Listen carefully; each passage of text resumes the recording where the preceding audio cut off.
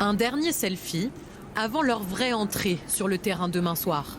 L'objectif des 23 Françaises est clair, remporter leur première Coupe du Monde à domicile. On est prête. On est prête. On est prête. On sort de 2 matchs de préparation concluants, avec des adversaires différents, des prestations différentes. Dans l'équipe, une majorité de joueuses passées par l'Olympique lyonnais. Un club pourvoyeur de talent au féminin, à commencer par Amandine Henry. Pas de lien avec Thierry Henry, hormis son titre de capitaine de l'équipe de France.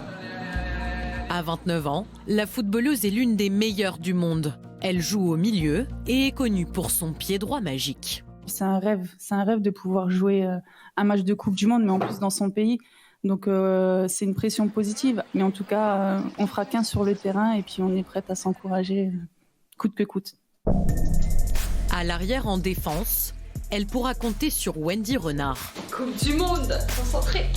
À fond. Elle aussi à l'Olympique lyonnais, elle est considérée comme la meilleure défenseuse centrale mondiale. Wendy Renard sera peut-être d'ailleurs la surprise de cette compétition. Avec son très bon jeu de tête, elle attaque en plus de défendre. Côté attaque justement, Eugénie Le Sommer, encore une lyonnaise, devrait faire de l'ombre à ses homologues masculins. Habile du droit comme du gauche, l'équipe compte sur elle pour marquer.